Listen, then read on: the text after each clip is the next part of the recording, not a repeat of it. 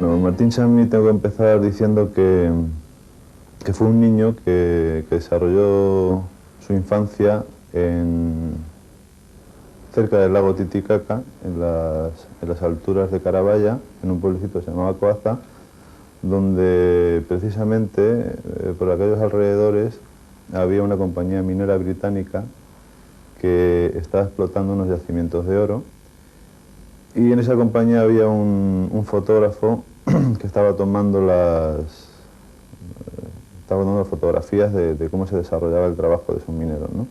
Entonces Martín Chambi parece que se quedó impresionado de cómo trabajaba aquel fotógrafo, le impresionó la caja, y se impresionó más todavía cuando aquel personaje le entregó una fotografía de él mismo. Entonces a partir de ahí creo que ya le enganchó la magia de la fotografía y se empezó a interesar.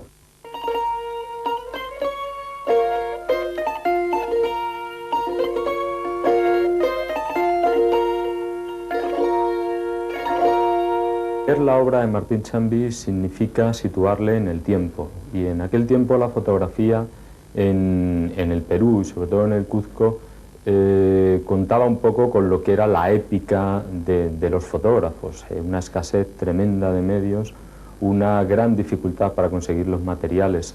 Con todo y con eso, Martín Chambi era un gran maestro de la técnica. Era y sigue siendo impresionante ver el absoluto dominio que tenía de la luz. Pero por otro lado está la gran chispa de genio, esta interiorización que él tenía, este orgullo que él tenía de su cultura, y eso lo trasladaba a las imágenes. Es muy importante a la hora de hablar de las fotografías de Martín Chambi, enmarcarlas en lo que es un proceso importante dentro del Perú también, que es los primeros grupos que reivindican el indigenismo.